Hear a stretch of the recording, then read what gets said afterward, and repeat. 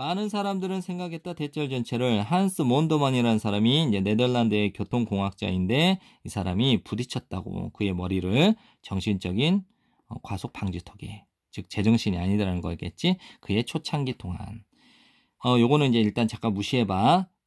표지판이나 표시나 그 다음에 장애물이 부족하면 유발하겠지. 유발한다. 파괴와 죽음을 유발한다인데 우든트를 붙여서 유발하지 않겠니? 당연히 유발하겠지. 그런데 이 공학자는 고집을 피워 자기의 신념을 주장을 한다는 거야. 어떤 신념이냐? 신호등이야. 횡단보도. 그 다음에 주의 표지판. 그 다음에 도로 경계석. 심지어 선. 칠해진 선.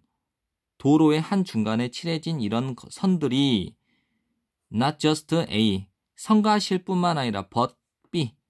매우 위험하다라는 거야. 운전자와 보행자들에게 마찬가지로. 그는 제안했다. 통합하는 것. 차량과 도보 통행을 통합시키는 것을 주장을 했어. 제안을 했어. 뭐 하기 위해서, 만들어내기 위해서, 생산하기 위해서 더 총체적인, 즉 전체적인 운전 환경을 만들어내기 위해서. 그러나 이제 일단은 극소수의 사람들이 경청했다니까 경청하는 사람들은 거의 없었다.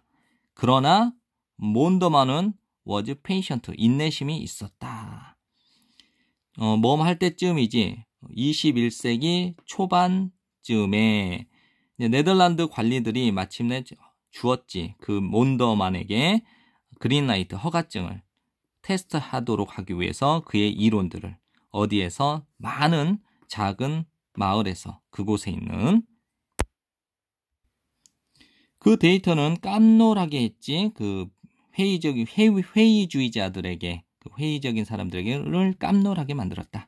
몇 년 내로 몇 년 안에 그는 보여주었어. 통계적으로 의미심장한 감소를 사고와 사망자의 감소를 그리고 유발시켰다. 그의 혁명적인 생각이 반향을 일으키도록 어디 주변에 교통으로 꽉 막힌 세상에